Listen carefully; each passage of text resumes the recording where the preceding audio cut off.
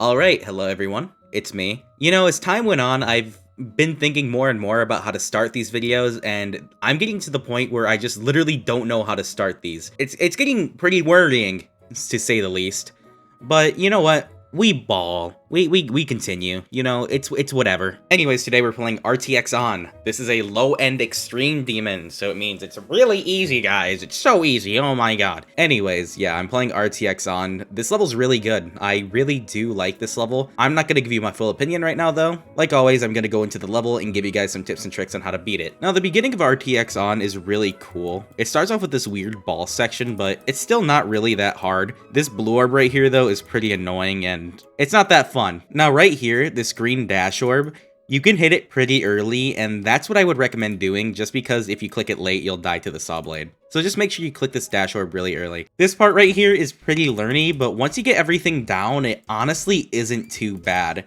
You just gotta control the timings. This first click right here into this ball is pretty weird, but you get used to it. I just thought I'd point out that it's really weird just in case you thought the same thing. This UFO right here is a pretty big choke point for me. I died here a lot from zero, and I do find the beginning to be one of the hardest parts in the level, but I don't think it's hard enough for you to worry about it. The one thing I will say about the beginning section in RTX ON is that it's really learny and awkward. Or not really awkward, but it's just a bit awkward. So you really do want to get used to the beginning, because if you don't, this level will become really annoying for you. And right here, you only have to click on the orbs that are fully opaque. The orbs that are fully opaque are the ones you want to press. And stuff like this green orb right here, do not be intimidated by how hard the timing looks. You can basically click when you're on the black orb and it will still register as the green orb. This UFO part here though is the most awkward part in the level though, in my opinion. And don't get me started on this green dash orb right here. This green dash orb is really awkward because you have to hit this blue orb fairly late and then hit the green orb in the middle. And hitting the green orb in the middle is the annoying part about the timing. Now right here we're at the drop, which I recommend practicing a lot. And I do feel like this drop is pretty easy to learn. It's also really fun. But this drop does have its moments where it just randomly gets extremely hard for no reason. Or not extremely hard, but it gets pretty hard for no reason. But it's still not terrible. This UFO part right here is strange as well. But like I said, it's not too bad once you learn the click pattern. And I would recommend not spamming in this wave corridor right here. If you can, just do it in 2 clicks like that. From here, the level begins to fall off in difficulty, in my opinion. It's just a lot easier than other parts, and it's not really too hard. Learning it, though, is the issue, because these clicks can be kind of off if you don't learn them. Now, this part right here is really hard, especially if you're not good at stuff like wave right here. Don't get me wrong, this part is a bit awkward, but the gameplay is pretty cool. Especially since I'm good at wave, I'm able to do this better than most people. This ball part right here is like the final choke point in my opinion, but it's still not too bad. Alright, and after the ship section right here, you'll get to the final part, which I find to be very chokeable. This part is pretty much just a stress test. If you have really bad nerve control, you're definitely going to want to practice this part a lot. But honestly, if you have pretty good nerve control, this part really isn't terrible. You can honestly get away with doing this with very little amount of practice. Well, I wouldn't say very little. If you're really good at controlling your nerves, you don't really have to over practice this part. And another thing I'd recommend is holding after the second input right here so you get that jump like that. Anyways, yeah, that was RTX ON. Like I said, I'm going to save my opinion for the end of the video, but right now I'm going to give my recommendation rating, and I would say I absolutely recommend this level unless it is a new hardest. I would recommend this level as anything but a new hardest. I definitely just really like this level, and I really would like people to play it, because I do think it gives you solid skill in basically most, if not all of the game modes, except Swingcopter, and stuff like timings and wave. This level is really good for balancing out your skill set, and I would just definitely recommend it in general. Anyways, that's all I have to say about RTX ON for now.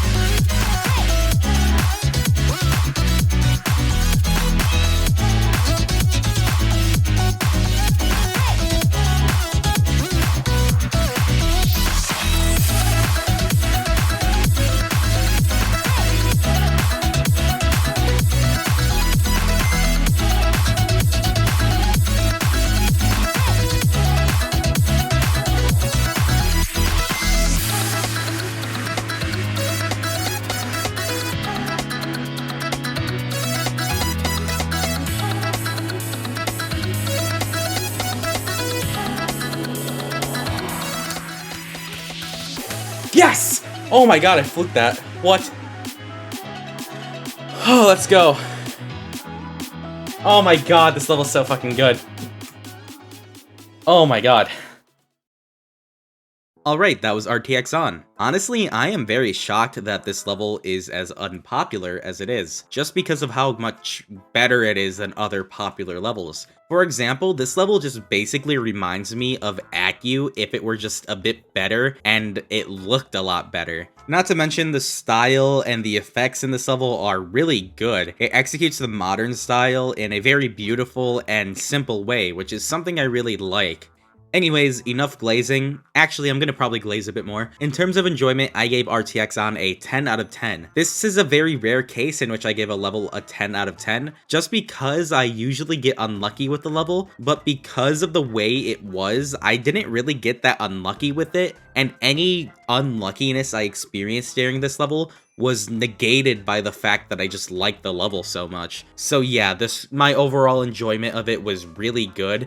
I found the gameplay to be really cool, it had some unique concepts in it, and it really didn't feel samey at all. You could identify each individual part just by how it looked like, and just like the overall progression of the gameplay just felt completely natural and it just felt good. There were some parts that felt awkward and like choke pointy, but at the end of the day, I learned it really fast and didn't find a problem with them. In terms of decoration, I gave RTX ON a 10 out of 10. I don't know if I said this already in this long-ass spiel, but I really like the modern style. This level being modern already probably puts it at above a 7 out of 10 enjoyment rating. The moment you get to the drop, the decoration is really, really good. Not to say the pre-drop decoration isn't good, it looks beautiful, but the moment you get to the drop, just seeing all the effects and seeing all the structures come together like that, it's really good. I also like how the level changes throughout, but also feels like the same level. It's a really strange thing to say, but I feel like not a lot of levels do that. I feel like when a level changes style as much as RTX ON does,